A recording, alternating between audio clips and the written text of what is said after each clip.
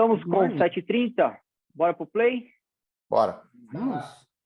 3, 2, 1. Admitindo a galera toda aí.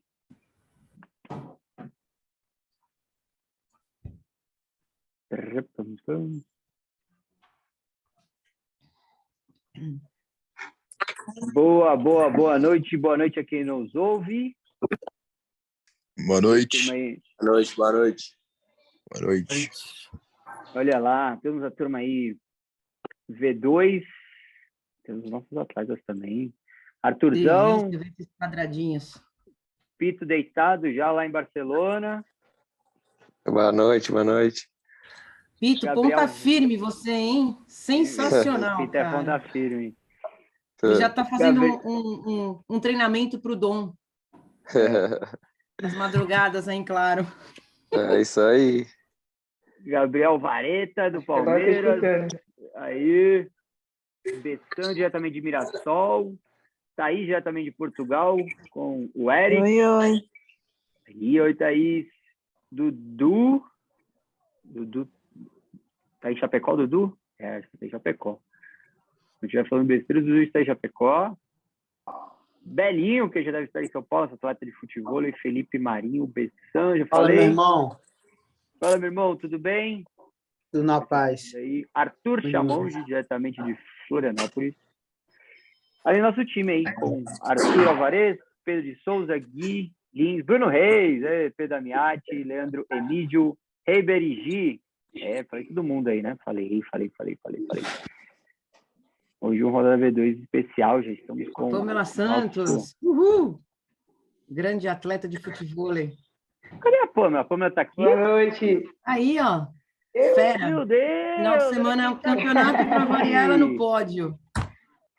E aí, Pam? E aí, Vini? Não conta pra ninguém que você já me deu muita porrada no futebol aí, tá? Não vale contar pra ninguém, tá bom? Legal ter você aqui, Pam. Que legal. Só um pouquinho. De leve, né? Aquela diagonal maldosa, aquele pinguinho que só você sabe fazer. Bom, gente, muito feliz aqui. Hoje são 7h33, vamos esperar mais 2 minutos, como a gente sempre inicia. Já citei o nome de todos vocês. Hoje é uma rodada V2 especial que a gente está arquitetando já há quase 2 meses, numa ideia que a Lê trouxe para a gente, numa das nossas reuniões. A Lê Zamari, quem não conhece, dá um tchau aí para a gente, a Lê aí, desde já, fazer uma menção rosa. Estamos hoje... não vai ser o Vinícius falando, que o Vinícius enche o saco de todos vocês, inventando um monte de regra e teorias da comunicação, mas a gente vai falar alguém que é legítimo no sentido do dia a dia, que vive isso pra caramba e tem uma baita expectativa com os atletas, um relacionamento e muita história para contar, afinal é com a voz que ele conta a maior das histórias. Everaldo Marques, narrador dos canais Globo, também tem uma história muito legal. Na ESPN é um cara que eu já acompanho há muito tempo e que muitos de vocês, imagino todos, já acompanham. E, Everaldo, seja muito bem-vindo. Desde já, agradecer a você, a Lê, que fez esse convite a você, e a você por estar aqui disponibilizando seu tempo e seu conhecimento para essa turma aqui do esporte. Seja bem-vindo, meu amigo. Valeu, Vini. Boa noite, Ale, boa noite a todos aí, todos e todas que estão com a gente. Obrigado pelo convite. Tomara que nessa horinha aqui eu consiga passar alguma coisa útil para ajudar vocês que estão em momentos distintos, né, da carreira de vocês. Eu sei que tem gente aqui da base, tem gente do profissional, tem gente de outros esportes, não só do futebol, mas eu, como navego aí por muitas modalidades, né, espero que consiga passar alguma coisa de útil para vocês aí nesse papo. Eu não tenho dúvida que irá passar. Acho que a gente já pode começar, né? Não tem muitas delongas. A ideia é a gente fazer... Eu vou guiar aqui com algumas perguntas, mas daqui a pouco a gente abrir para você fazer um bate-papo com a turma. Está tudo nem tanto, está meio gelado. Então, eu sigo com as perguntas aqui para a gente falar justamente sobre o nosso tema, que é sobre imagem. Queria saber, primeiro, que você contasse há quanto tempo você está nessa de narrador esportivo e qual a expectativa de um narrador, de um contador de histórias numa relação com o atleta, né? E o quão importante o atleta ter uma boa imagem, um bom cuidado na comunicação, um relacionamento, para que isso possa potencializar a carreira dele e você enxergando do outro lado o cara que não usa isso a favor dele, o cara que usa isso a favor dele, se quiser até trazer exemplos. Então, seja muito bem-vindo. Já inicio com essa pergunta para a gente iniciar nosso tema. Obrigado. Legal, Vini. Vamos lá, então, gente. Boa noite mais uma vez. Bom, eu estou nessa carreira, né, como jornalista há 25 anos. E eu sou narrador há 17. Fiz 17 anos como narração agora em 2022. E narrar é o meu sonho de infância. Vocês, como atletas, eu acho que desde pequeno vocês sonhavam em ter uma carreira vitoriosa competindo nas modalidades que vocês competem. Não é o meu caso. Eu nunca quis ser bombeiro, nunca quis ser astronauta, eu nunca quis ser centroavante do Corinthians, como talvez alguns de vocês aqui queiram. Eu sempre quis narrar esporte, desde que eu me conheço por gente, com 7, 8 anos de idade, eu queria sempre estar do lado de cá, do lado do microfone. Então, vocês têm aí os ídolos e as referências de vocês, como, sei lá, Messi, Cristiano Ronaldo, Zidane, Romário, Ronaldo Fenômeno, Ronaldinho Gaúcho. Os meus... Quem? Alguém vazou um áudio. Ah, tá, não. Os meus heróis eram José Silvério, Osmar Santos, Galvão Bueno, Luciano do Vale, Oscar Ulisses, Luiz Roberto. Então, esses eram os caras em que eu me espelhava e que eu sonhava um dia fazer igual. Então, eu e vocês somos iguais na medida em que estamos realizando o nosso sonho de infância. Eu todos os dias realizo o meu sonho de infância, que é participar de transmissões como narrador. Então, essa é uma semelhança que a gente tem. Uma diferença que a gente tem é que a minha carreira já tem 17 anos, e se eu não fizer nenhuma besteira, eu acho que ela tem pelo menos mais uns 20. Porque eu tenho 44 agora, apesar de gordinho, estou bem de saúde, com a ajuda dos óculos eu continuo enxergando bem. Na hora que eu começar a bater pino, eu vou me retirar. Mas isso eu acho que ainda vai levar um tempo.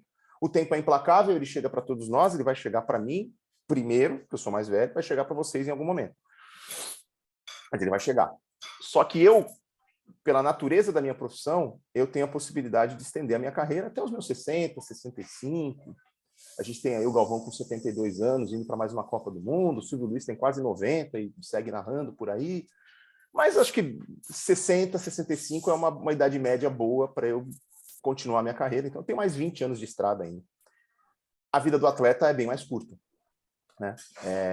A menos que você seja um velejador, que você seja um atleta do hipismo, a sua carreira não vai se estender para muito mais dos 40 anos de idade. Então, uma coisa que vocês têm que pensar é como é que vocês vão lidar com essa parte da vida de vocês. Porque vocês vão ter toda a vida de vocês pela frente ainda, depois que vocês se aposentarem. Só que a vida de atleta, ela demanda uma dedicação e um comprometimento muito grande. Porque é um tiro curto, ali, uma década, 15, no máximo 20 anos, em alto nível, e depois vocês vão para outra parte da vida deles, de vocês. O Falcão fala, né, que o jogador de futebol, ele é diferente. Isso se aplica ao atleta, não só ao jogador de futebol, ao atleta de qualquer modalidade. Porque ele morre 2 vezes. Uma vez, como todo mundo, quando a vida chega ao fim, e a segunda vez, que é a primeira na ordem cronológica, quando o atleta se aposenta, né? Tendo toda a vida pela frente ainda. Você para de trabalhar, em tese, aos 30, 35 anos, tem muita coisa para fazer ainda, né? Tem metade da vida pela frente, no mínimo. Então, é curioso ver como vocês administram essa fase de atleta de vocês. E eu falei aqui dos atletas, dos ídolos que vocês podem ter e tal, porque com certeza esses caras que vocês gostam de acompanhar, vocês não veem só pela bola que eles jogam, pelo esporte que eles praticam. Vocês acompanham tudo da vida deles. E o que eles fazem dentro dos campos é o que mais interessa? É o que mais interessa. Mas o que eles fazem fora dos campos tem algum impacto na opinião pública, na imagem que vocês constroem de vocês. Então, que imagem vocês querem construir? Entendeu? A de um cara polêmico? A de um cara que se atrasa nas representações? De um cara que passa a impressão de estar não comprometido? porque chega atrasado, porque estende o período de férias. Pode ser isso. Isso está no controle de vocês. Que tipo de imagem vocês querem passar. Um personagem muito interessante que a gente tem nos dias de hoje aqui no futebol brasileiro, e infelizmente só por mais poucos meses aqui no futebol brasileiro, é o Gustavo Scarpa.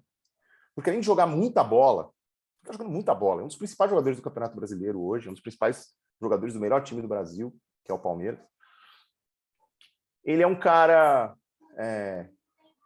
que lê, e vira e mexe perguntam para ele sobre coisas que ele gosta de ler, dicas de literatura que ele dá.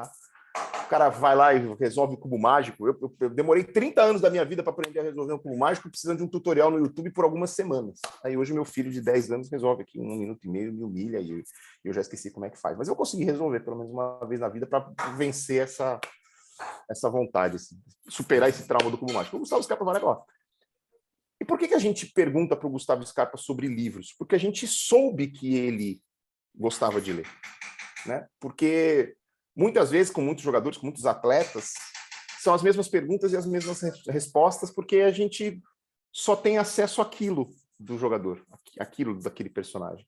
Então, o Gustavo Scarpa passou a falar de livros nas entrevistas, porque a gente, em algum momento, descobriu que ele gostava de ler. Então, assim, algumas coisas dependem de vocês, porque, assim, eu corro atrás de boas histórias para contar sobre os atletas envolvidos nas transmissões que eu participo. Vou contar uma rapidinha aqui. Em 2016, eu estava escalado para fazer a cerimônia de abertura da Olimpíada do Rio.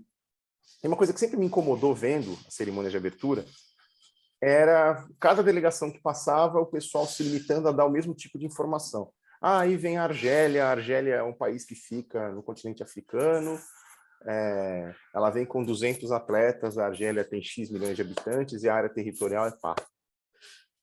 E agora vem Barbados. Barbados é da América Central, tem tantos mil habitantes, a área é tal.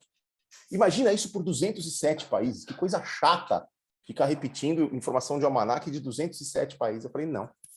Eu vou procurar histórias de cada um dos países para tentar, pelo menos nessa parte do desfile das delegações, fazer alguma coisinha diferente. Aí eu descobri, por exemplo, que o porta-bandeira de Marrocos foi adotado pela família real marroquina quando ele tinha 12 anos de idade. As leis do país permitem isso. Então ele estava lá, na rua, a princesa se encantou com ele, chegou para a família e falou, putz, eu queria levar esse menino para fazer parte da família real, vocês topam? Aí os pais falaram, putz, obviamente é doído, mas ele vai ter uma condição de vida muito melhor fazendo parte da família real do que aqui com a gente. E liberaram o menino, ele virou um atleta do hipismo e ele foi o porta-bandeira de Marrocos na cerimônia de abertura de 2016. E eu fiz isso para cada um dos 207 países, pesquisando histórias, para contar de um jeito diferente. Então, assim, os números, as estatísticas de vocês, provavelmente vão estar disponíveis em algum lugar para a gente, a assessoria de imprensa passa e tal, mas o lado humano de vocês também interessa. Então, contar as histórias do lado humano é uma das coisas mais legais do jornalismo. E isso extrapola para fora dos campos ou da transmissão de um jogo. Por exemplo, vocês já devem ter visto reportagens especiais sobre o Gustavo Scarpa, que eu estou mencionando aqui, porque o Gustavo Scarpa rende pauta para o Esporte Espetacular, para a gente contar essa história dele. Então, você vai lá e, 10 minutos de Gustavo Scarpa contando esse outro lado. Então, o lado humano de vocês interessa muito para a gente também. Eu entendo e respeito totalmente alguns que queiram preservar certos aspectos da sua vida pessoal. Isso aqui não é um Big Brother, a gente não precisa ter acesso a tudo de vocês 24 horas por dia e tal, mas com certeza cada um de vocês tem coisas legais, curiosas, engraçadas, divertidas, que podem, de alguma forma, vir a público e que a gente pode ajudar a contar essas histórias, porque contar a história faz parte da nossa profissão. E nunca se esqueçam que nós só estamos fazendo a ponte entre vocês e os torcedores, né? Eu gostaria de fazer algumas perguntas que ele não pode fazer porque ele não tem um microfone na mão. Nós temos. Então a gente faz essa ponte entre o torcedor e vocês. Algumas vezes as perguntas são desconfortáveis, porque principalmente quando você está nos momentos de não vitória, você tem que dar mais explicações, né? Então, algumas vezes as perguntas serão desconfortáveis, mas elas fazem parte do jogo. E responder com honestidade, eu acho que é um bom caminho. Mesmo quando a resposta não é fácil. Eu acho que com respeito você pode perguntar qualquer coisa para qualquer pessoa. E você ter a hombridade de responder dignamente vai melhorar a sua imagem em relação ao público. Outra coisa, pensando principalmente nos atletas de futebol e com a quantidade de câmeras que a gente tem nas transmissões de hoje. 30 anos atrás, 40 anos atrás, você conseguia forjar uma mentira em campo e sustentar isso. Ah, o cara acertou minha cara, não sei o quê, então vai lá e finge, não sei o quê. Você deixa a gente em dúvida. Deixava a gente em dúvida muitos anos atrás. Hoje, alguma câmera vai pegar. Se o cara acertou o seu peito e você ficou com a mão na cara, como se tivesse atingido a sua cara, primeiro tentando induzir o juiz a alguma coisa, primeiro que talvez você consiga, mas provavelmente você não vai conseguir, principalmente no mais alto nível, porque as câmeras vão estar lá. E você se sair e der uma entrevista dizendo, ele acertou a minha cara, fala assim, gente, a gente acabou de mostrar por todos os ângulos, como diz o Odinei Ribeiro, a gente acabou de mostrar por 200 ângulos diferentes que o cara acertou o seu peito. Não vem querer me enganar que ele acertou a sua cara. Tipo, vai ficar ruim para você, entendeu? Então, eu acho que a honestidade faz parte aí de uma boa premissa para vocês se relacionarem também com a mídia. Vê, resumindo assim, e colocando em palavras diretas como estratégia, podemos dizer que todo mundo tem uma boa história para contar e o atleta trazer isso a público com diferentes estratégias, seja na rede social, seja através da assessoria de imprensa dele para virar uma pauta, seja através de uma relação, cada um na sua esfera, acho que é uma grande sacada para que ele possa humanizar e estar mais próximo do público e ter uma marca diferente, reconhecimento. Eu converso muito assim, a gente conversa muito do tipo, cara, não adianta você fazer igual todos os atletas, o mesmo Instagram, o mesmo tipo de entrevista, como você mencionou.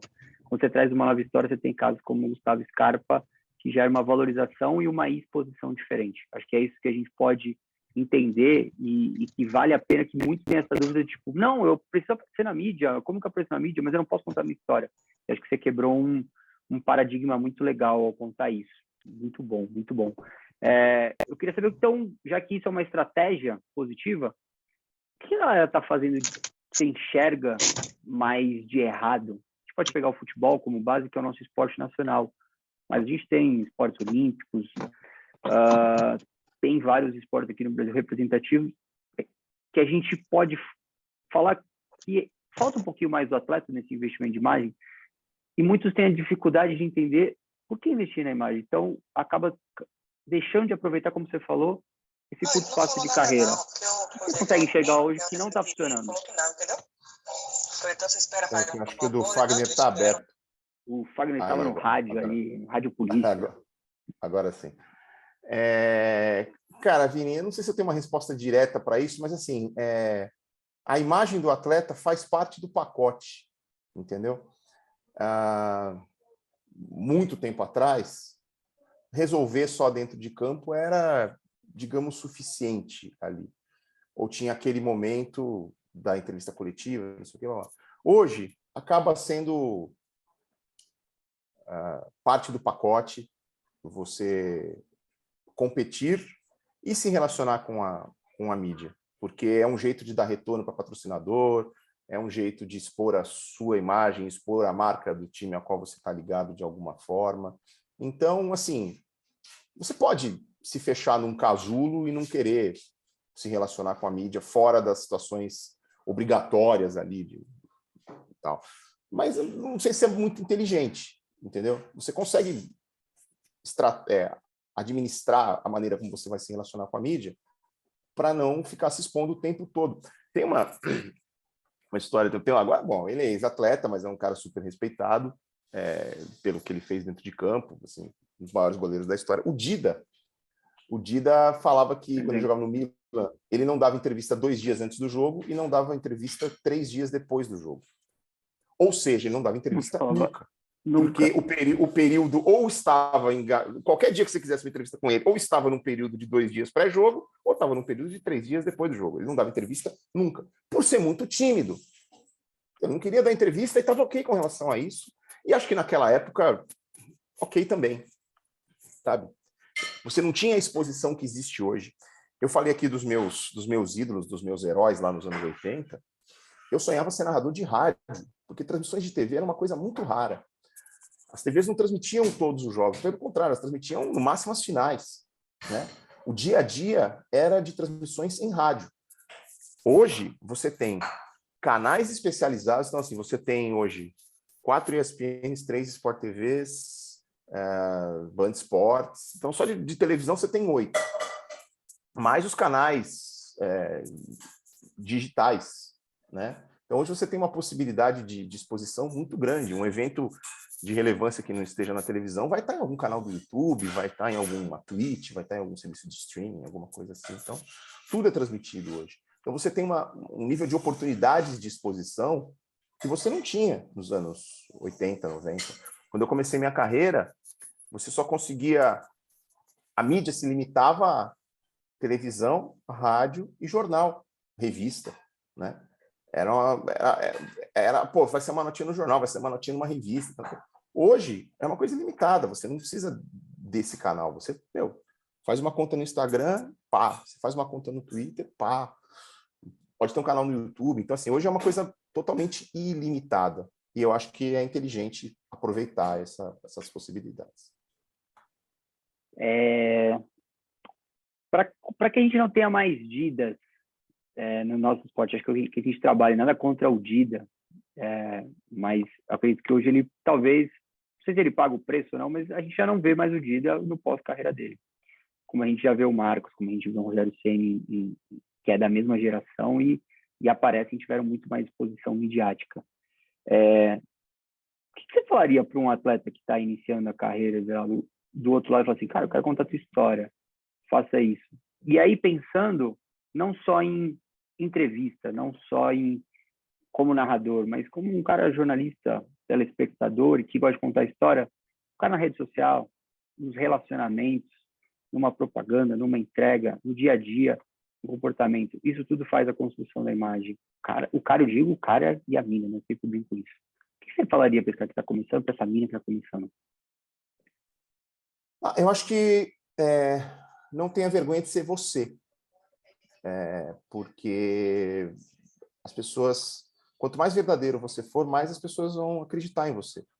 E se você disser a verdade, você não vai precisar ficar lembrando o que você disse ontem. Porque se você mentiu, você vai precisar sustentar essa mentira e você vai ter que ficar lembrando dela. Então, não tenha vergonha de ser você. A gente vive hoje uma sociedade também muito mais inclusiva, né? E quando eu falo não tenha vergonha de ser você, eu estou falando nesse momento de quebra de preconceitos que a gente está tendo de uma maneira geral, né? A gente ainda tem muito que remar, ainda tem muito que evoluir, mas cada vez mais estamos vendo as pessoas podendo se comportar sem vergonha de ser o que elas são. As mulheres sendo cada vez mais respeitadas, os episódios de racismo sendo combatidos, embora eles continuem existindo, mas hoje a repercussão é totalmente diferente. A orientação sexual das pessoas não é mais um motivo de vergonha, não sei nem se é esse o termo, mas assim, não é necessário mais se esconder, sabe? Então não tenham vergonha de ser vocês, sejam vocês quem forem. E aproveitem a oportunidade, porque vocês vão ter uma visibilidade que outras pessoas não têm, né? O esporte, ele atrai interesse público. Vocês têm que aprender, vocês têm que saber lidar também com o assédio. As redes sociais, elas podem ser muito legais, elas podem ser muito tóxicas. Então, assim, eu faço transmissão de jogo de 2 times grandes. Geralmente, o torcedor do time que perde vem me agredir. Eu bloqueio, ignoro. Solicitação de mensagem do Instagram de pessoas que eu não conheço, eu nem vejo, porque a rede social ela pode ser muito danosa também. Então, aprendam a lidar com isso, vai fazer parte do dia a dia de vocês também. Ser muito elogiado no dia que vocês forem decisivos e decisivas por uma vitória, mas a gente não vence sempre. O Michael Jordan, né, disse que Ele errou muito mais do que ele acertou na carreira dele. E tem dias que as coisas não vão rolar, vocês vão perder, vocês vão ter, às vezes, responsabilidade grande no resultado de algum jogo que eventualmente não seja positivo. Aprendam a lidar com isso, porque vai vir um hate da rede social, mas isso não deve pesar em quem vocês são. A única coisa que está no controle de vocês é a qualidade do trabalho que vocês fazem. O quanto vocês se dedicam, o quanto vocês treinam, o quanto vocês levam a sério o dia a dia de vocês. O resto não está no controle de vocês. Então, aprendam a não dar tanto valor assim a esse tipo de coisa. Quando vocês forem elogiados e estiverem jogando vocês lá em cima, não vão tão pro alto. Não viajem tanto nisso assim. Não achem que vocês são os maiores do mundo, que vocês não são. E na hora que colocarem vocês lá para baixo, também não deixem isso abater vocês. Todo mundo vai ficar chateado, porque todo mundo fica chateado porque perde um jogo.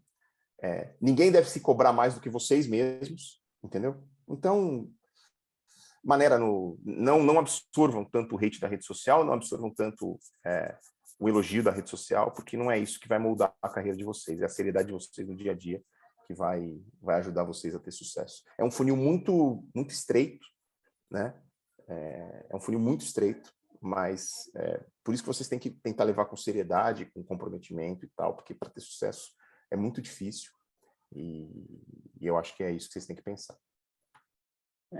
E assim, tem o funil também interno, né, dos hates também, né? Às vezes a gente tem ambientes, não sei se você já ouviu sobre isso, mas ambientes próprios internos do esporte, de companheiros, de pessoas, dirigentes, treinadores que muitas vezes falam com o cara, você tá, ou pra mim, né, tá se expondo demais, ou tá querendo aparecer mais do que joga, e muitos acabam com uma capacidade de comunicação, de relacionamento, de ser embaixadores de marcas, de ações sociais, de darem boas declarações de entrevistas, acabam achando que isso é errado ainda na formação.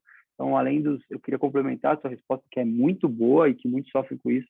Além desse tipo de hater, tem o hater interno que afeta demais, e a gente pega esses casos diretos de atletas se resguardando por conta de ouvir isso. O que tem que tomar cuidado é não deixar esse lado interferir no profissionalismo, nas coisas que têm que ser feitas ali no dia a dia. Perfeito. Porque o sucesso vai abrir muitas portas, vai facilitar muitas coisas para vocês. E tem gente que se perde. Que vira herói em algum momento, isso eleva a pessoa a um patamar que ela não está acostumado, e aí um monte de facilidades pintam, e a pessoa se deixa levar por aquilo, sabe? Funciona como um canto da sereia. E a pessoa acha que aquela é a realidade dela e esquece de treinar, começa a diminuir o comprometimento com a performance, e foi a performance que levou a pessoa àquilo ali. E vocês já ouviram muito essa frase que subir é fácil, se manter lá em cima é mais difícil. Então, assim, aquelas portas que se abriram por causa da sua performance esportiva. Elas vão continuar abertas se a sua performance esportiva continuar naquele nível. Porque o esporte é assim, o esporte é sobre vencer, é sobre competir, é sobre conquistar e tal. E para vocês continuarem conquistando, vocês têm que continuar treinando, continuar se comprometendo. Então, não vale ser um sonho de uma noite só, né? Um one hit wonder, como a gente diz aí, de bandas de música, de cantores, fazem um sucesso e depois desaparecem. Né? Poderia citar alguns aqui, mas não vou fazer isso porque eu sou deselegante, seria deselegante. Mas gente que fez um sucesso, onde é que está aquela cantora daquela música tal? Pô, sumiu. Vocês não querem isso, vocês não querem fazer uma noite de sucesso e depois desaparecer, vocês querem uma carreira, imagino eu, sólida e bem-sucedida. Então, tomar cuidado também para não deixar esses encantos do entorno desviarem vocês do foco que vocês têm que ter, da mentalidade que vocês têm que ter para o treino, para a performance, para o comprometimento, que é isso que vai levar vocês, ou vai manter vocês no sucesso. Muito bem. A minha última pergunta, antes da gente abrir para outras perguntas, e aí já é uma pergunta técnica e acho que é de muita curiosidade. Eu ouço essa nos bastidores aqui da V2. O que faz um narrador falar de um jogador A e não de um jogador B ou de um jogador C? O que chama a atenção do narrador? Como que é esse relacionamento com o atleta por parte do narrador porque a gente sabe que quando ele é mais falado numa transmissão, sim, ele é mais divulgado. Tem algum macete para isso? Tem alguma estratégia? Cássio, não, acho que não. Eu sou levado por aquilo que eu vejo em campo. Então, assim, eu pesquiso muito sobre os atletas, tento ter histórias curiosas e situações de todos, ou da maioria. Só que, assim, eu fico horas e horas estudando sobre tudo, sobre situações individuais dos jogadores, sobre situações coletivas dos times e tal, mas às vezes eu não uso a informação na transmissão. Eu uso 10, 20% do que eu pesquisei, porque a transmissão precisa me dar um gancho para aquilo, sabe? Então, assim, se eu pesquisei que tal goleiro pegou 5 dos últimos 6 pênaltis que chutaram contra ele. Se ele tiver um pênalti contra naquele jogo, essa é uma informação que eu vou usar. Se ele não tiver um pênalti contra naquele jogo, vou falar para quê? Não tem necessidade, entendeu? O jogo precisa me dar gancho. Então, eu sou levado pelo jogo. Se o cara está se destacando mais, eu vou falar mais dele, porque ele está bem no jogo, né? Ou tem algumas situações assim, de tipo, o jogo está parado porque o fulano está sendo substituído, ou está sendo atendido, tá? Você tem atendimento médico. Sim. Ali, se ficar 3, 4 minutos o jogo parado, eu vou caçar alguma história, talvez alguma história, se eu tiver, sobre aquele sujeito que está caído, mas não é um bom momento no qual eu estou falando sobre ele, mas eu estou falando sobre ele pela situação do jogo estar parado. Mas eu, especificamente, sou levado pela performance. Eu equilibro, eu sempre equilibro a narração para os dois times, porque embora a gente haja uma tentação natural de falar mais do chamado time grande, sempre tem torcedor do outro time vendo o jogo. Então eu busco equilibrar as coisas. Eu me lembro de um Santos e Londrina que eu fiz na Copa do Brasil em 2015, em São José dos Campos. 2014. Pode ser. O Santos venceu por 1-0, gol de cabeça do Elano, numa cobrança de escanteio. E eu recebi uma mensagem acho que foi Santos e Maringá em 2015. Desculpa te interromper, mas acho que foi Santos e Maringá, não? Não, então, Maringá não era. Era Londrina, isso eu tenho certeza, e era em São José dos Campos. Isso eu tenho certeza, e foi gol do Elano, isso eu tenho certeza. 2015, o resto eu não sei mais de nada. Foi 2015, verdade. Eu recebi uma mensagem via assessor de imprensa do Londrina, uma mensagem do presidente do Londrina, que chegou até mim pelo assessor de imprensa, depois da transmissão, me agradecendo porque eu tinha equilibrado as informações e falado sobre o Londrina ao longo do jogo. Ele sabia que a gente tinha selecionado transmitir aquele jogo porque era jogo do Santos, mas tinha torcedor do Londrina vendo o jogo. Eu fiz na mesma temporada Santos e Vasco do Acre, ou Galvez, eu não vou lembrar, acho que era Galvez. O Galvez é um time administrado pelos militares lá no Acre.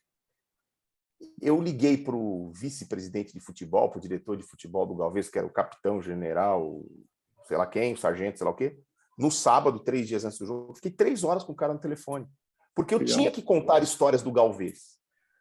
E você dando um Google em 2015, você não vai achar muitas histórias do Galvez. Né? Falei, existe uma ferramenta de apuração chamada telefone, que os jovens não conhecem, mas não precisa ligar para alguém.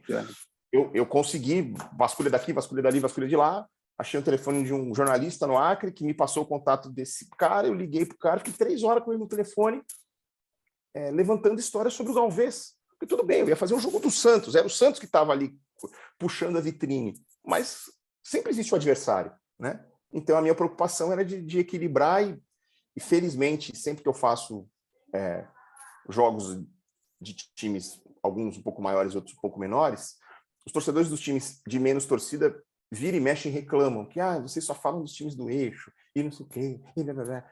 E aí eu saio dessas transmissões geralmente recebendo mensagens de torcedores satisfeitos porque eu fiz o mínimo. Legal. Porque eu fiz eu respeitei o time deles como fiz a lição de casa. É isso. Que legal, então, que legal. Fico feliz. Que coincidência legal. Os 2 jogos eu estava como assessor do Santos. Que coincidência boa. Tua pesquisa, além do telefone, como você contou, hoje a rede social do atleta, você chega a pesquisar, entra lá no Instagram do cara, no Twitter do cara, para ver se tem alguma coisa de personalidade, se tem alguma coisa diferente além do campo. Isso já serve como fonte de pesquisa para você? É que assim, eu navego eu não navego pelas redes sociais com a naturalidade que os jovens navegam. Mas, às vezes, quando as coisas são muito legais, elas transcendem, elas furam a bolha. Porque daí você começa a receber em grupo, entendeu? Você começa a receber em grupo de WhatsApp. Pô, olha o que fulano fez. Você fala, opa, pá. Eu pesquiso bastante na internet, eu faço contato com os assessores de imprensa dos times e peço a eles, assim, tem história legal de vida aí? Além de mandar o press kit que você manda sempre, né? Tem alguma história curiosa aí de bastidor de alguns dos jogadores e tal? Que aí os caras às vezes me passam. E aí, às vezes o jogo me dá gancho para contar, às vezes o jogo não me dá gancho para contar. Como eu já disse, eu uso 20%, 30% no máximo das coisas que eu pesquisei, mas pode ser uma boa fonte de inspiração. O que foi que a gente falou ontem que teve a ver com rede social? O Aleph Manga, do Coritiba, ele é de Santos. E ele jogou na base do Santos, jogou com o Gabigol, jogou com o Neymar, com essa turma toda. Então, depois, na base do Santos, ele acabou indo para frente, profissionalizou em outro lugar. Mas ele é santista, torcedor do Santos e tal. E ontem teve uma história que a gente contou, que quando o Santos eliminou o Coritiba na Copa do Brasil 2 fases atrás, né, antes de ser eliminado pelo Corinthians depois nas oitavas, a conta do Aleph Manga, famoso meu primo, a conta do Aleph Manga curtiu um post do Santos. E aí o torcedor do Coxa ficou pistola, ele teve que pedir desculpas e tudo mais e tal. Mas é uma situação de rede social que a gente acabou contando na transmissão de ontem. Legal. Bom, muito esclarecedor. E agora eu vou abrir para perguntas da galera. Não sei se alguém já anotou perguntas. Acho que é o momento que a gente estava mais esperando, né? A gente só está aquecendo na EV. Turma, agora o espaço é de vocês, o Rodada V2 é de vocês.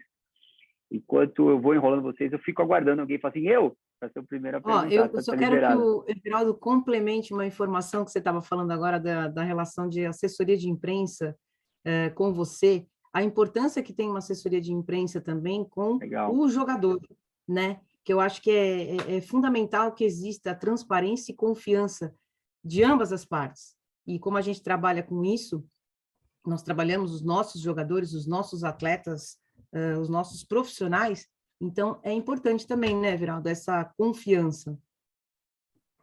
Sem dúvida. Eu acho que vocês podem fazer esse papel até de orientação mesmo, nesse momento da carreira de vários dos atletas aí, que ainda não tem nenhum macaco velho, ainda ninguém passou por tudo. Tem caminhos que você fica na dúvida ali e vocês, como profissionais mais experientes, podem ajudar a conduzir e os atletas entenderem, né, que vocês estão lá para ajudar, vocês jogam no mesmo time deles, né, e vocês fazem esse trabalho pensando sempre no melhor, seja individualmente para o atleta, seja para uma equipe que vocês eventualmente estejam assessorando. Muito bom. Turma, e aí, quem vai fazer o primeiro eu aí? Abre o áudio, me fala, quem vai perguntar. Eu já vi a Pâmela se movimentando, está liberado para você. Eu posso fazer uma pergunta? Só se apresenta para o EV. Quem é você, Pâmela Santos? Bom, e manda bala na tua pergunta. Boa noite, galera. Meu nome é Pâmela Santos, eu sou atleta de futevôlei. Atualmente eu estou saindo do amadorismo e tentando entrar no profissional, né? Essa vida dura aí do atleta da amador e agora estou tentando me colocar no cenário profissional, né? E eu gostaria de fazer uma pergunta. Você falou sobre as críticas, né? Assim, quando a gente recebe um comentário negativo, né, numa postagem que a gente fez numa rede social, como reagir ou não reagir? Se é bom para a nossa imagem reagir a um comentário negativo, responder, estender aquele assunto, ou apenas ignorar, segue sua vida e tudo bem? Qual que é o impacto que dá, né, para o público, para os fãs, enfim, para a minha imagem? Pamela, eu acho que depende do tipo de crítica, da maneira como a crítica é colocada. Eu ia usar a expressão crítica construtiva, mas acho que nenhuma crítica é construtiva. Assim. Uma coisa é alguém te apontar uma situação, um erro, uma falha, não sei o quê, que você realmente tenha cometido. Então, por exemplo, deixa eu ver se eu resgato alguma coisa comigo aqui. Lembrei, uma até mais recente. Jogo entre Palmeiras e Inter, recentemente no Allianz Parque, não sei se vocês se lembram, o Palmeiras venceu e teve um gol do Murilo que foi anulado numa cobrança de falta. Ele aproveitou um rebote do goleiro, fez o gol. O gol foi anulado naquela coisa milimétrica do VAR, aquela coisa que eu odeio, de pegar a régua, compasso, esquadro, medir por milímetros e tal, e o gol foi anulado por impedimento. Naquela transmissão eu estava sem a central do apito. E depois do jogo, eu percebi que na hora que eles estavam traçando a linha, algumas pessoas disseram que o frame em que a bola saía do pé do Scarpa não era o frame correto. Que o frame estava para frente. Que eles travaram a imagem, frame depois do que devia ser, e aí o Murilo estava impedido. Se tivesse sido no frame anterior, né, no quadro de imagem anterior, o Murilo não estaria impedido. E aí alguns escreveram no Twitter, falaram, você é cego, não sei o quê, não viu que estava no frame errado, não sei o quê. Eu não imaginei que o pessoal do VAR fosse se enganar numa coisa óbvia que era o frame certo. Afinal, era uma bola parada, era uma cobrança de falta. Então, eu estava preocupado era com o traçar das linhas, que não era nem função minha, porque eu estava sem central do apito naquele dia. Mas eu não prestei atenção, porque assim, a imagem começa para mim com a bola no pé do Scarpa e já fecha para as linhas. Ela dá um zoom nas linhas, o Scarpa some da imagem. Mas ali na hora, eu não olhei para esse detalhe do frame, porque eu repito, eu não achei que os caras do VAR iam errar o frame. Aí alguns mandaram mensagem e tal, e eu respondi, falei, ó, gente, não era eu na central do apito, eu estava quebrando o galho, porque eu não tinha uma central do apito, eu não imaginei que o pessoal do VAR fosse se enganar com o frame, e depois do jogo, conversando com o Sálvio, que estava na central do apito da Globo, ele falou para mim, assim, o frame anterior estava errado, o frame que eles marcaram foi o certo, mas houve uma discussão em relação ao frame certo ou errado, e eu respondi ali, porque as pessoas apontaram algumas coisas que realmente aconteceram na transmissão. Então, o cara que me aponta coisas que eu faço de errado na transmissão, que eventualmente tenha acontecido, eu tento responder, porque na rede social, às vezes, o cara não quer resposta, ele não quer diálogo, ele só quer vomitar o hate dele e dane-se, mesmo que seja apontando alguma coisa que você realmente tenha feito. Mas essa turma que ainda aponta alguma coisa consistente, eu tento responder. Quem não gosta do meu trabalho, porque não gosta do meu trabalho, o que eu posso fazer? Ninguém agradou todo mundo. Ninguém tem 100% de ser bem querido. Eu sei que o meu trabalho tem baixa rejeição. Eu sei que muita gente gosta do meu trabalho, muita gente mesmo. A maioria das interações é positiva, mas não é 100%. O problema também é aquilo que eu falei mais cedo, de a gente dar muito valor ao hate. Você recebe 200 comentários positivos sobre alguma coisa que você fez. Você recebe um negativo. Qual é o comentário que você vai ficar pensando e não vai dormir por causa dele? É um dos 200 positivos? Não. Você vai ficar pensando naquele filho da puta que deu uma cutucada em você. Entendeu? Então, isso também é maturidade, isso também é inteligência emocional, sabe? Você recebe 200 comentários positivos e um negativo. Você fica remoendo esse aqui. Porra, e esses aqui? Esse aqui não vale nada? Olha esse montão aqui que eu trouxe para você. Não vale nada? Então, assim, se for alguma coisa feita num bom nível, sem ofensa, e que seja um assunto que você acha que vale conversar, e você quiser responder, responde.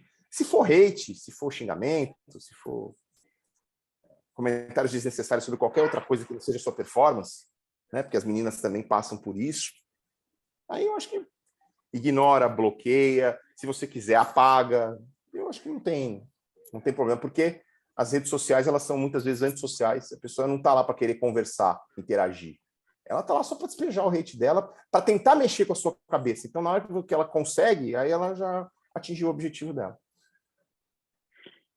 Exato. Uma linha obrigada, muito perigosa. Viu? É uma linha muito perigosa mesmo. E aí, quem vem com a próxima pergunta? Eu não vi ninguém abrindo o áudio, nem se movimentando, hein? Gente, somos tímidos. Ninguém pensou na próxima pergunta? Vini, posso perguntar? Tem muita gente com vergonha. Então vai, Heiber, que eu vou depois. Beleza. Eu acho que o Alan Begoso também vinha, então vamos... Pode ir, Alan, primeiro. Eu abri o áudio aqui, mas se você quiser perguntar primeiro, pode perguntar. Não, vai com você. Não, beleza. Pô, Veraldo, eu sou Alan Begoso, sou atleta de MMA e é isso. Não, eu ia fazer a primeira pergunta que basicamente encaixa dentro do que a Pamela aí acabou perguntando.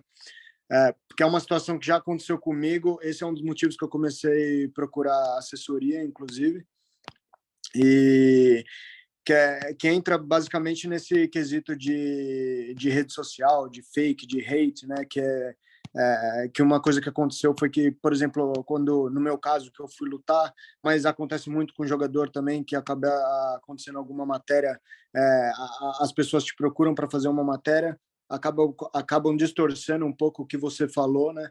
E isso acaba parando na mídia, e é diferente de uma coisa igual você falou, que, por exemplo, um comentário, alguma coisa assim, você consegue deletar. Agora, uma matéria, quando vai para o ar, com uma notícia distorcida, você já não consegue deletar, né? Então, eu queria saber, isso até para parte de assessoria também, e na sua opinião, no seu ponto de vista, o que vocês usam a favor ou não. Eu queria saber, tipo, se vocês procuram saber se aquilo é correto ou não. Eu vou dar um exemplo dentro do futebol, quando saiu aquela notícia que o Neymar tinha sonegado imposto e que não sei o quê, e bababá, e todas essas questões.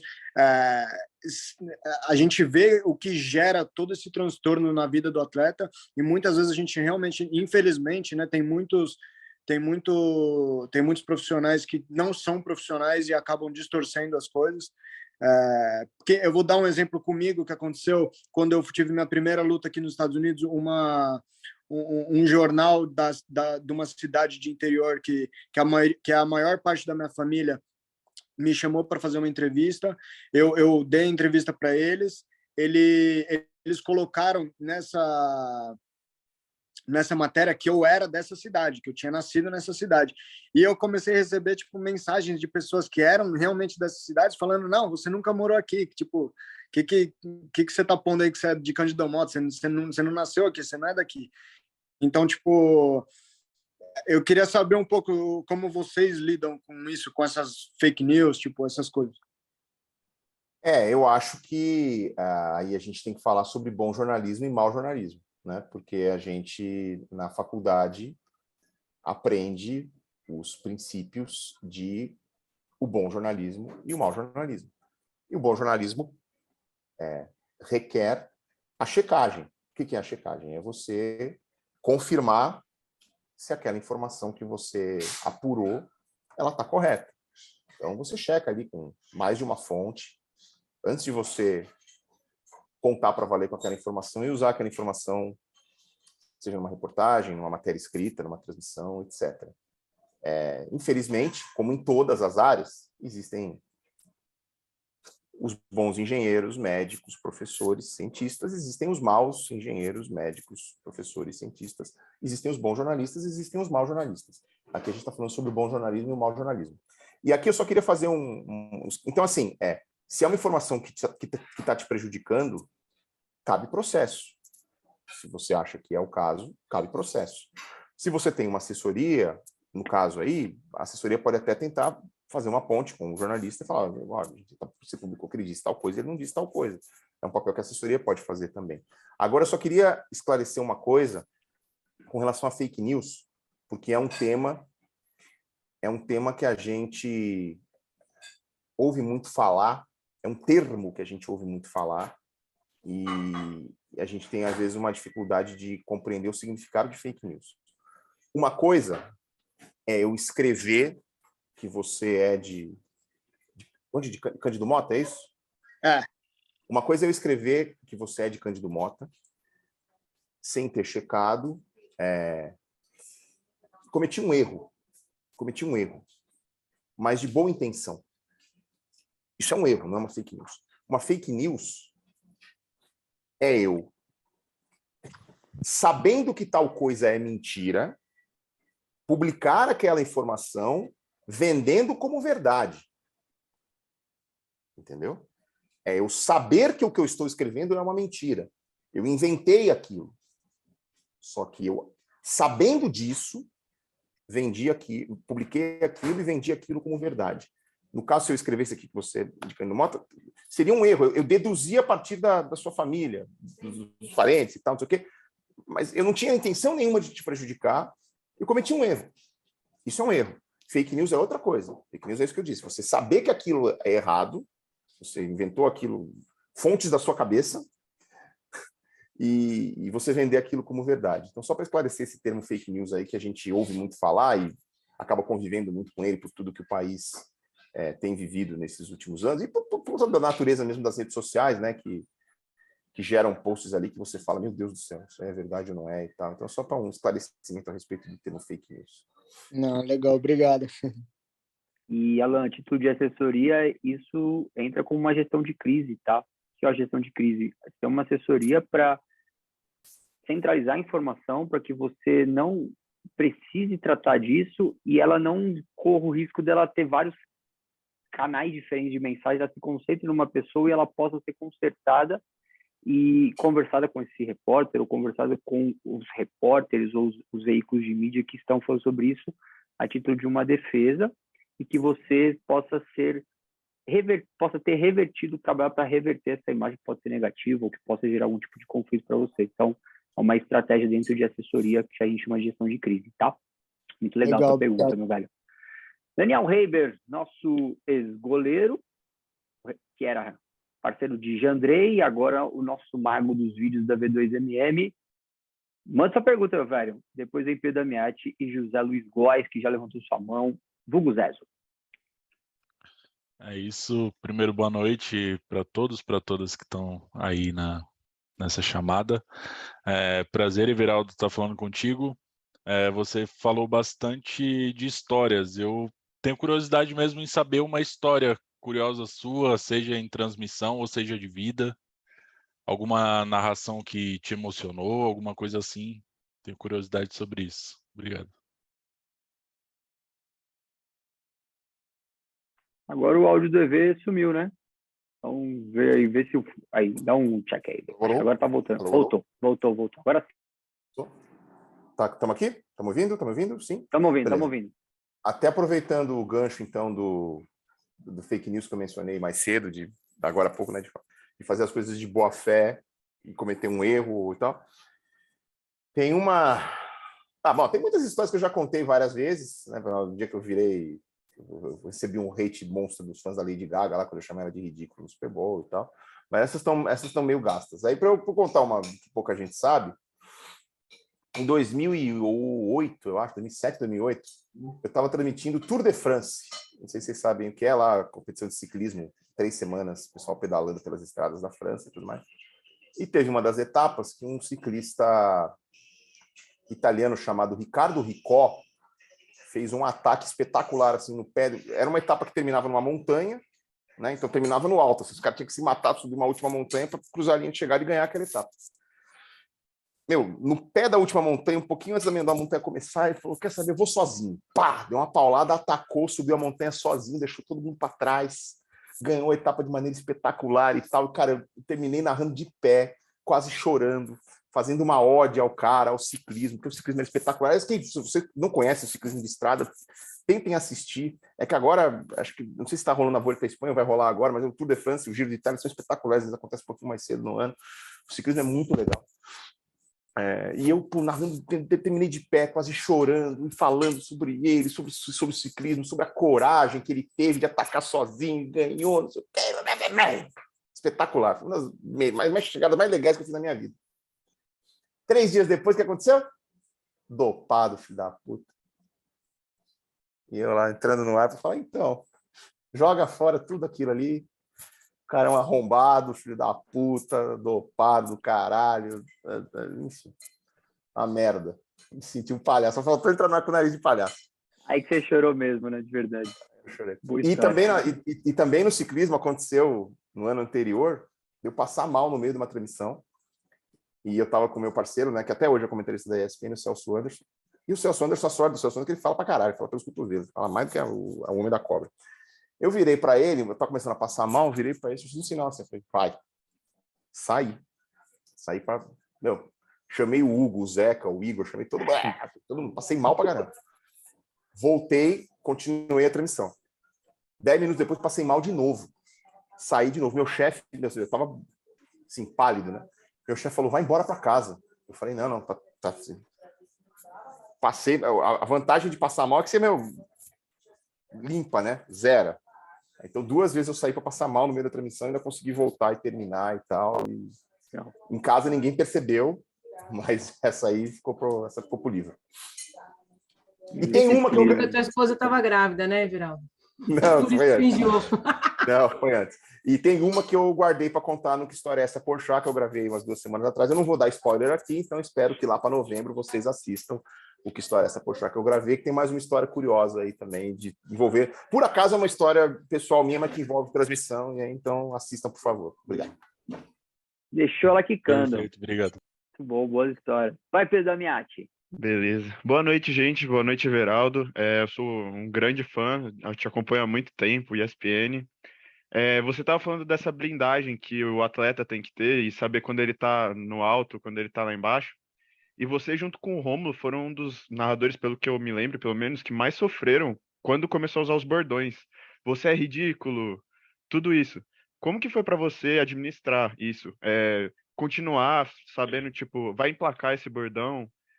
Como que você manteve o foco para saber que ia dar certo mais para frente? Então, Pedro, obrigado pela pergunta. Na verdade, assim, eu não vou focar no bordão, eu vou focar no fato de serem transmissões bem-humoradas. São coisas mais leves e que acabam nos aproximando das pessoas, assim, quem assiste se identifica, às vezes manda uma mensagem na rede social querendo colaborar. Eu me lembro de uma transmissão que a gente estava fazendo de futebol americano, que voltamos do intervalo, era quinta-feira de Thanksgiving, né, de Dia de Ação de Graças nos Estados Unidos, e voltou na transmissão americana, os caras recheando um peru, né, que é peru de Ação de Graça. Aí eu perguntei para o Paulo Antunes, falei, o que é isso aí? O Paulo Antunes falou assim, é um recheio. Que bom, obrigado. Eu tô vendo que é um recheio, eu quero saber o que tem no recheio. Aí ele, não sei, tá, meu, deu 3 minutos, pingou um monte de mensagem de receitas de peru recheado. Aí eu escolhi uma lá e falei, você pode rechear com farofa, azeitona, sabe, as pessoas se sentem convidadas a participar, né? Então, assim, esse lado leve ajuda. Então, eu também tento tomar cuidado de brincar sem ofender, entendeu? Porque a linha também ela é tênue. Teve um América e Palmeiras, 3 semanas atrás, o Palmeiras ganhou com um golaço do Scarpa, estou falando dele de novo aqui. Teve uma bola quando eu tava, não sei se já estava 1-0, ainda estava 0-0, que, mano, ele furou porque o pé direito desarmou o esquerdo, ele armou o chute. Ia ser mó golaço, né? Isso, aí o pé direito tocou, mano, o pé dele passou lotado. Aí eu, eu falei, pega o pé dele aí, Fábio Júnior, porque o pé dele foi parar lá em Juiz de Fora. E, assim, uma brincadeira legal, assim, nada demais. Tanto que ele repostou no dia seguinte, dizendo que foi pênalti. Ele falou, não, foi pênalti, né? Porque o pé dele desarmou, o direito desarmou o esquerdo. Então, assim, tem que tomar cuidado com a brincadeira para também não ofender. E os bordões as pessoas entendem. Então, assim, eu até alterei algumas situações recentemente. Por exemplo, quando eu tinha briga dentro de campo, eu usava a história. Eu falava, sua mãe tem bigode? Não, é a sua que tem, tipo, os jogadores se ofendendo. Aí eu fui alertado pela querida Miri Lacombe que isso não podia não ser legal para as mulheres. Entendeu? Eu falei, puta. Aí eu não tinha feito com má intenção, obviamente. Mas aí eu fui alertado e falei, puta, tem razão. Aí eu mudei. Então, da última vez que eu fiz um jogo que deu treta, foi eram paulistas e cariocas, se eu vou lembrar agora. Deixa eu ver. Fluminense e Santos. Fluminense e Santos, segunda-feira passada. Deu briga. Entre os caras se empolgando. Eu falei, os caras estão se empurrando ali, estão tretando, estão gritando na cara. Afinal de contas, é Rio e São Paulo, né? Então tá falando o quê? Você pensa o quê? Você bota ketchup na pizza. E você que bota purê no cachorro quente, sabe? Aquelas ofensas, iguarias que ofendem dos dois lados. Ketchup na pizza é horrível, mas purê no cachorro quente é legal pra caramba. Só que eu tive que equilibrar as coisas, né? E, enfim, então aí você vai adaptando e tal, para divertir sem ofender as pessoas. O que, se a gente for parar para pensar num termo mais amplo, né? O humor que era feito nos anos 80 e 90, hoje não caberia. Assim, impossível. Os trapalhões seriam cancelados. Cancelados. Né? Piada com preto, piada com homossexual, né? Enfim, o Ari Toledo, piada de português. Então, assim, o humor que era aceitável alguns anos atrás, hoje ele não cabe mais. Então, a gente tem que aprender a se adaptar também. Muito bem. Vamos a mais um ridículo? Não vou chamar de ridículo, pelo amor de Deus. Esse é o cara que te ama, José Luiz Góes de Oliveira, o pai da Júlia. Zé, você tinha levantado a mão, meu. Abre o áudio pra gente. E a gente fica um pouco... Boa noite. Diretamente do Sergipe, boa noite. Acho que agora caiu o áudio do Zé, né? Tá, tô sem áudio. Vocês estão ouvindo, Zé, ou não? Bacana. Agora tá sim. mó barulheira lá. Agora veio. Vai, Zé, dá um teste aí, dá um oi. Me escutando, não? Agora sim, meu velho. Vai lá. Eita. Tá me escutando? Tá, sua conexão está travando, Zé. Oi. Dá para me escutar, não? Sim. Boa noite a todo mundo aí. Primeiro falar que o Everaldo ele é ridículo, né? Bacana aí pra gente. Primeiro eu queria saber de onde ele tirou esse jargão, como é que ele criou. E espero um dia ele tá fazendo o mesmo aí, chamando a Julinha, né? Dizendo que a Julinha é ridícula aí no golaço. A Julinha, Everaldo, ela tem 11 anos, é a primeira menina a jogar entre meninos na história do Nordeste. Ela tem uma história muito legal, o Zezo com ela uma vez por mês, eles pegam um voo do Sergipe para treinar aqui no Centro Olímpico, para ela treinar aqui em São Paulo, para ela ter essa capacitação, e esse pai aí não mede esforços para realizar o sonho dessa menina, por isso que ele sonha. Fizeram matéria com ela no Globo Esporte já? Fizeram. Ah, eu vi a matéria, eu vi. Legal. Mas dá para a gente fazer outra, tá, EV? Dá para a gente fazer outra. Não, mas aí não é na minha comanda isso aí, entendeu? Na hora que ela estiver lá, se eu estiver narrando... Não... Aliás, a gente quer fazer a do Cubo Mágico, porque ela no Cubo Mágico... É que ela não tá aí, mas ela é ridícula no Cubo Mágico. Se ela daqui a pouco aparecer, você já tá aí na área, mas chama para mostrar um Cubo Mágico pro Everaldo, vai ser incrível. Mas vamos lá ela para a resposta. Ela faria aqui rapidinho. Tem que juntar ela e o Scarpa. Ela é canhota ou não? Não, ela é destra. Então, tá bom, beleza, só para saber. Então, esse do ridículo, como dizia o Chacrinha, né? Nada se cria, tudo se copia. Eu comecei, assim, pela natureza do meu trabalho, quando eu estava na ESPN, eu tinha que acompanhar muito de perto o noticiário das ligas americanas, né? Porque eu transmitia futebol americano, transmitia NBA, beisebol, transmitia um pouquinho de hóquei no gelo e tudo mais. Pela natureza desse trabalho, então eu tinha que acompanhar muito o noticiário das ligas americanas. E vira e mexe, eu via uma postagem no Twitter, ou um vídeo no Instagram, ou alguma outra referência, com alguma coisa muito boa sendo tratada como ridiculous, né? Aí eu falei, cara, acho que se eu adaptar esse negócio aqui dá certo, pode dar certo, né? Só preciso esperar um momento que fique muito claro o que eu estou querendo dizer, para que eu não seja cancelado. E aí foi uma bola do Stephen Curry contra o Mestre Della Vedova nas finais da NBA de 2015, que o Della Vedova, tadinho, ele tomou tanto crossover que ele quase caiu de boca. E aí o Curry ainda mete uma bola de 3 com o Della Vedova de 4 lá, caído assim.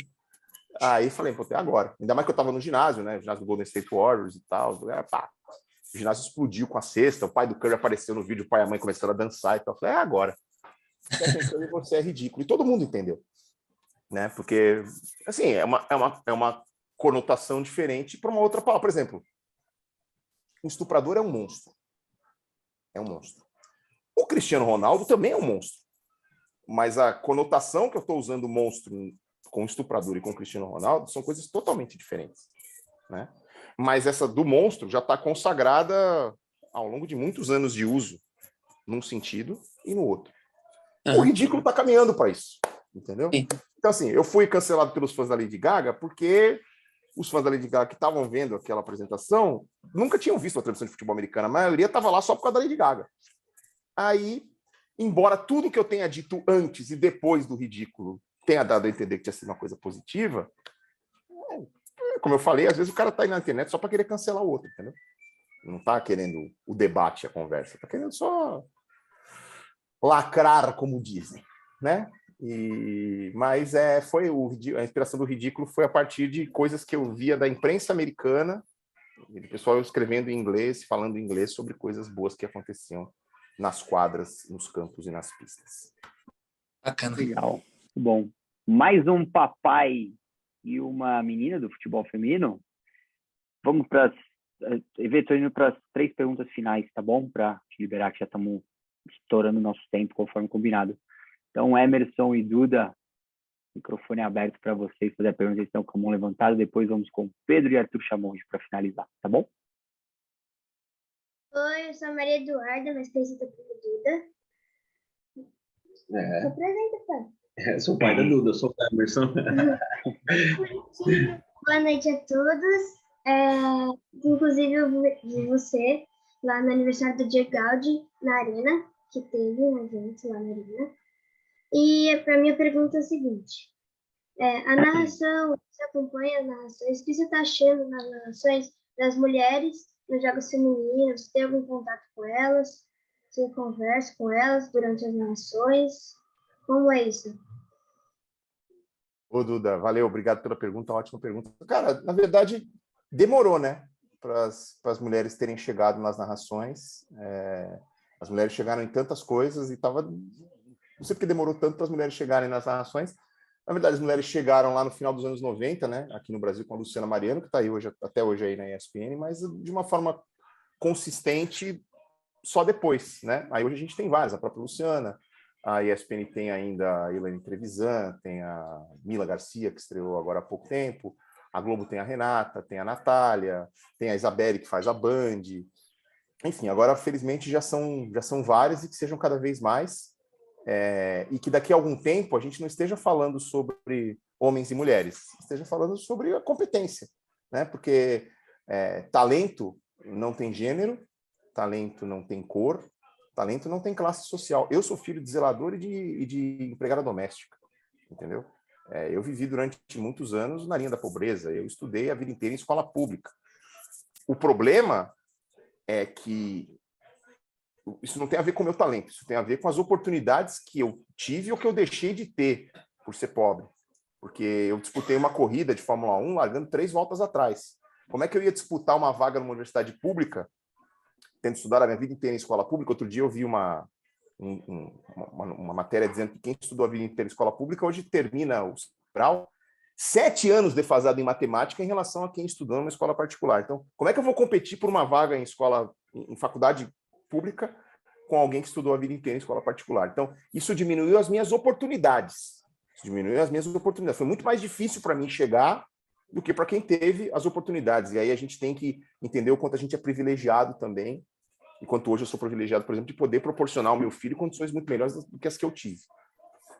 Mas isso nunca fez talento. O meu talento sempre esteve lá, mesmo eu tendo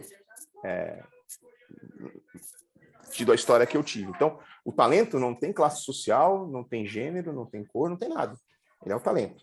Então, que venham cada vez mais mulheres, que venham cada vez mais pessoas talentosas, independentemente de serem homens, mulheres, de serem pretos ou brancos, de serem jovens ou velhos, que a gente também vive um etarismo hoje de diminuir ou tentar diminuir a capacidade e o poder de contribuição das pessoas depois de uma certa idade. As pessoas passam dos 50 não podem mais, passam dos 60 não podem mais. Claro que podem, né? Na vida, a vida está sendo prolongada, as pessoas que têm expectativa de vida muito maior hoje, os 40 são os novos 30, os 50 são os novos 40, e isso se aplica em tudo, inclusive na parte profissional. Então, e uma pessoa de 50 anos não pode contribuir? Ela pode contribuir muito bem, tendo, inclusive, mais experiência do que os que estão começando, e os jovens precisam ouvir também os mais experientes, porque você não aprende tudo na internet, você não aprende tudo nas redes sociais. Pelo contrário, você aprende muito no relacionamento com as pessoas, ouvindo as pessoas mais experientes, tirando dúvidas e ouvindo quem já passou por caminhos e tropeçou em pedras que você ainda vai enfrentar, e você pode ir lá e evitar essas pedras se você puder adquirir conhecimento com quem já passou por isso. Então, assim, que venham cada vez mais mulheres e que venham cada vez mais pessoas competentes, independentemente de gênero, de cor, de raça, e tudo isso é o que a gente precisa para que o nível do serviço apresentado seja cada vez melhor.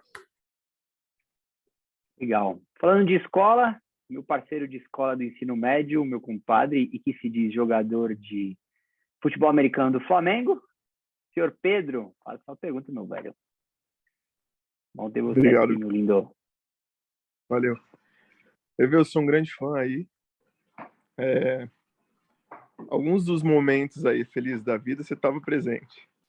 Eu queria entender do seu lado, você é um cara de finais de NBA e NFL. Qual que foi o mais marcante para você? Que você fala assim, cara, aquele foi o evento que eu cobri que, de longe, vai ficar na minha história aí. Putz, Pedro, obrigado pela pergunta.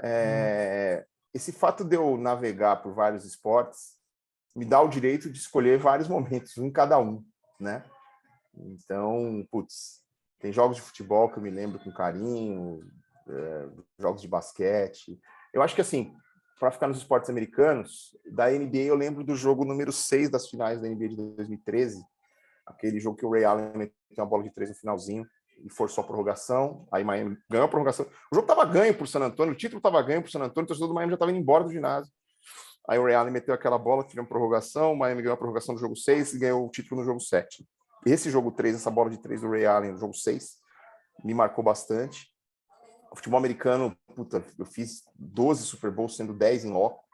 Então, o primeiro que eu fiz em loco, que teve aquela vitória do Pittsburgh no finalzinho, foi marcante. O último que eu fiz, o Kansas City Chiefs, foi campeão. E o último touchdown que eu narrei fica na minha mente, porque eu sabia que aquele ia ser o último touchdown que eu estava narrando na ESPN, porque o mundo não sabia, né? Mas, obviamente, no dia seguinte saiu a notícia de que eu estava indo embora, indo para Globo e tal.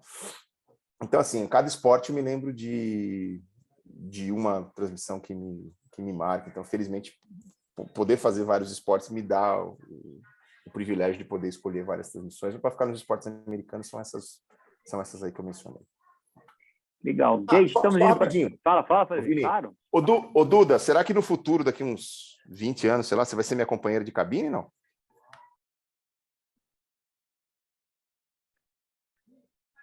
Abre aí, Dudinha. Aliás, que já tem tem vontade? experiência na mídia. Tá no campo, né? Daqui uns anos.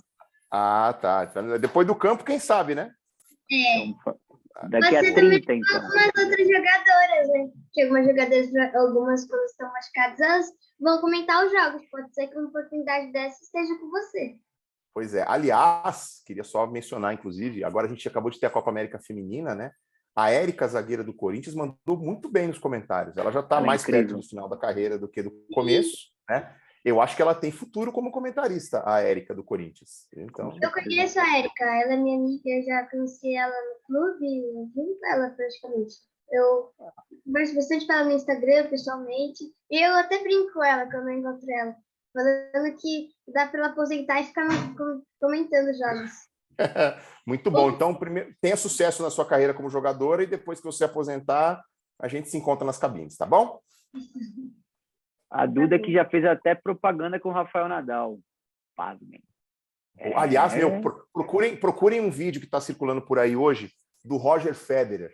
Tem um garotinho que uns 5 anos atrás, um pequititinho, assim, uns 10 anos, ele foi numa coletiva do Federer e falou assim: Federer, você podia jogar mais uns 7, 8 anos aí, só para eu voltar, só para eu poder um dia te enfrentar como profissional?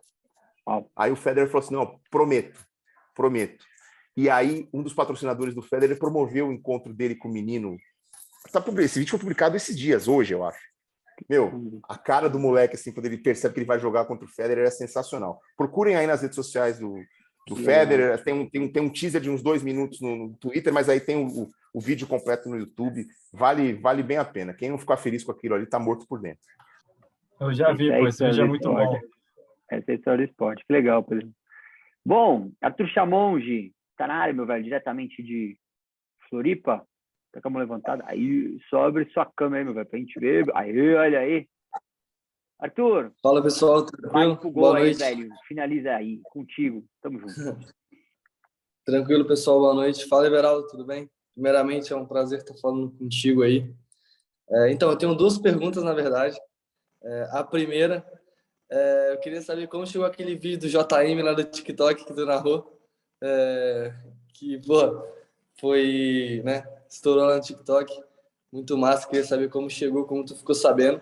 E a segunda, eu queria saber vocês, como narradores, né? Como vocês têm forte influência, assim, querendo ou não, em TV, reportagem, rede social.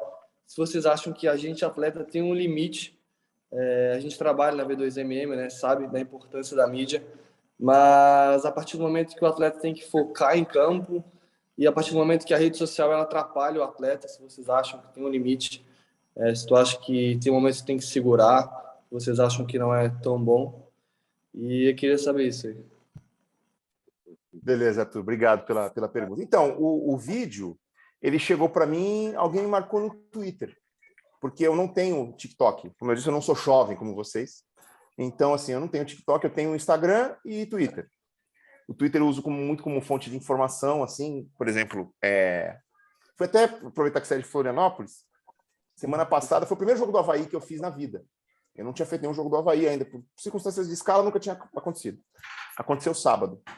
O que eu faço? Eu monto listas com jornalistas que acompanham de perto o perfil, acompanham de perto aquele time.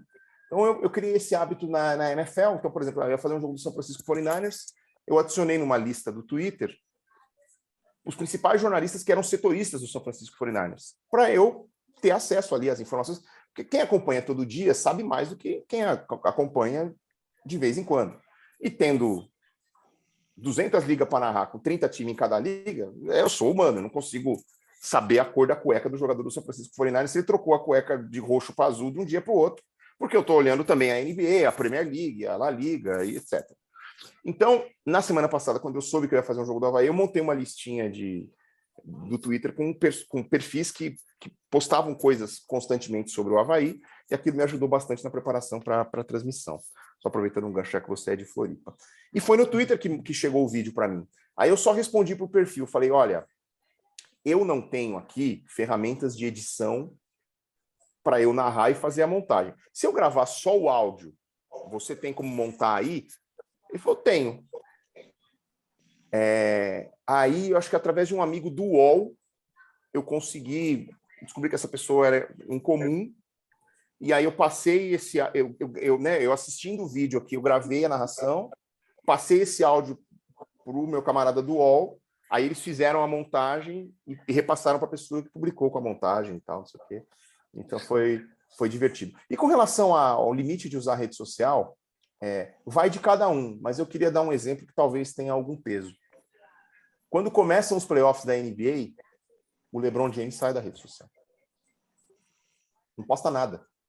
Você vê o LeBron James postando na primeira semana de abril, ele posta de novo só em junho. Por quê? Porque tem uma coisa mais importante do que rede social naquele momento. Né? Então, assim, a rede social é uma ferramenta, ela faz parte do jogo, ela está no nosso dia a dia, não adianta dizer que ela não existe, porque ela existe. Mas ela não pode interferir. Eu já falei isso mais cedo, né? Eu já mencionei mais cedo. Ela não pode afetar aquilo que é o centro do seu trabalho, né? Eu, por exemplo, então, eu uso rede social como ferramenta de trabalho. E quando eu estou concentrado em alguma coisa, por exemplo, assim, os períodos de maior demanda para mim são principalmente a Olimpíada, que são 15 dias ali, com 40 modalidades acontecendo. Então, eu uso o Twitter para focar na informação que eu preciso para fazer a próxima transmissão. Eu não fico me distraindo vendo vídeo no Instagram, então, não sei o que lá, porque eu não tenho tempo para me distrair durante a Olimpíada.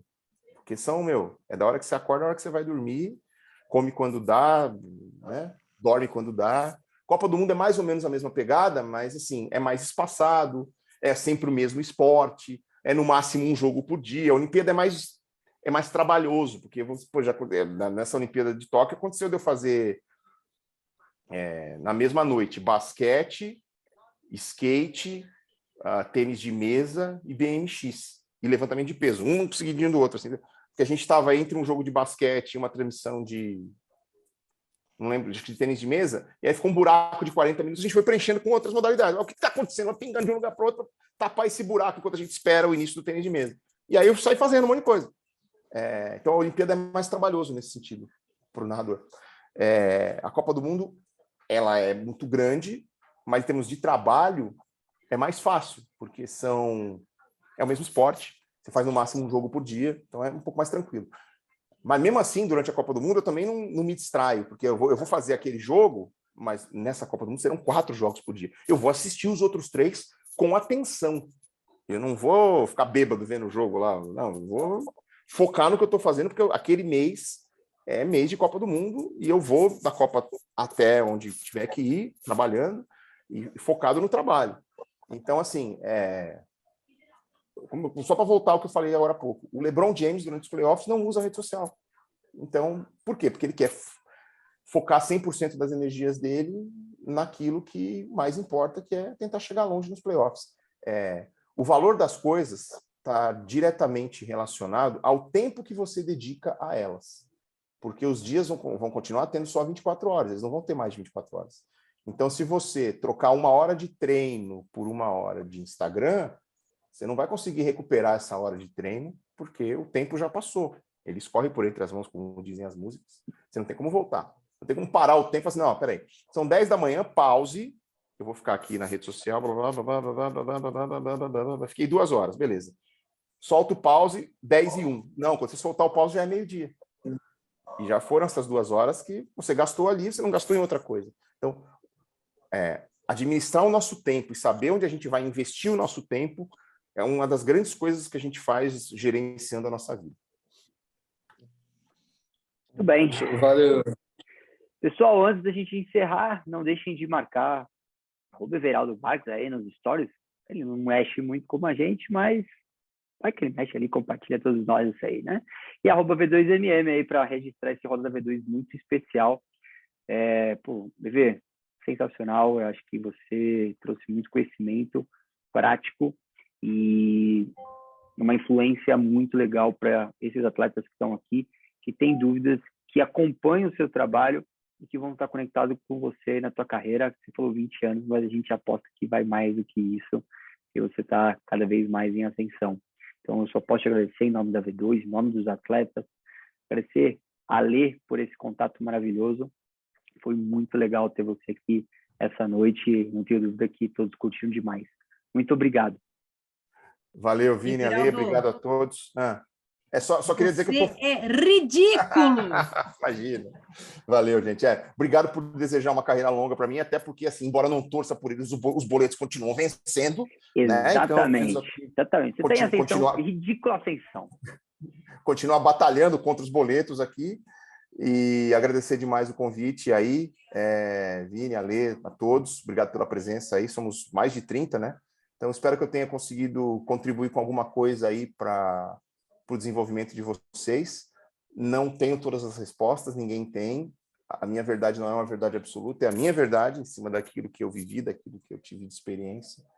E tentando mostrar caminhos e apontar pedras nas quais que eu já tropecei e que vocês podem evitar de tropeçar, conversando com quem teve um pouquinho mais de experiência, chegou um pouquinho antes de vocês. Tá bom? Agradeço mais uma vez pela oportunidade, tamo junto. Um beijo para vocês, seus ridículos, ridículas, ridículas, e até uma próxima. Adoro! Valeu. Beijo, até a próxima. Obrigado, vai encontrar todo Veraldo. mundo aí pela vida. Obrigado, valeu, Veraldo. Obrigado, viu? Você é referência de atleta, jogador, jornalista, amigo, vizinho, padre, enfim, você é uma baita referência, viu? Te admiro pra caramba, independentemente de a gente ser amigo ou não. Minha admiração por você é enorme, de verdade. Valeu, muito gente. Obrigada. Valeu, Ale. Valeu. Beijo no gordo. Ale. Valeu, time. Valeu, Everaldo. Tamo junto. Valeu, Everaldo. Valeu, turma. Valeu. Partiu janta. Partiu janta e partiu Corinthians e Flamengo. Partiu Corinthians e Flamengo. E aí, Evê? Corinthians ou Flamengo hoje? O Maracanaço, parte 2. Eu acho muito...